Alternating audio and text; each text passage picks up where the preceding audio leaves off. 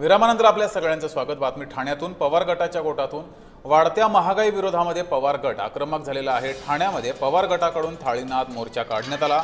छत्रपती शिवाजी महाराज मैदान ते जिल्हाधिकारी कार्यालयापर्यंत हा मोर्चा काढण्यात आला।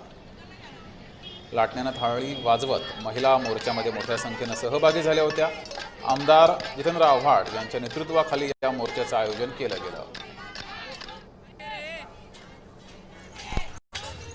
लाडली बहन, बेटी बढ़ाओ बेटी पढ़ाओ बेटी बचाओ आणि महिला जे टॅग आहे ना, मला असं वाटतंय की आता जी गव्हर्नमेंट आहे स्वतःचे पॉलिटिकल एजेंडा ड्राईव्ह करण्यासाठी फक्त वापर करत आहे महिलांच्या नावाचा।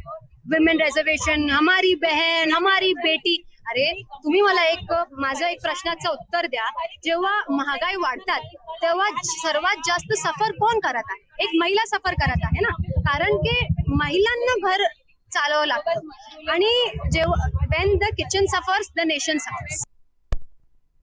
घरामध्ये फक्त एका महिलेला समजतो की प्रत्येक गोष्टीचा भाव काय असतो, पण मोदीजींनी जे आमचे इतके आज बोलले जातात भारत देशाचा राजा आहे, राजा कसा पाहिजे? प्रजेला भिकारी करणारा नाही पाहिजे, प्रजेला उपाशी मारणारा नाही पाहिजे।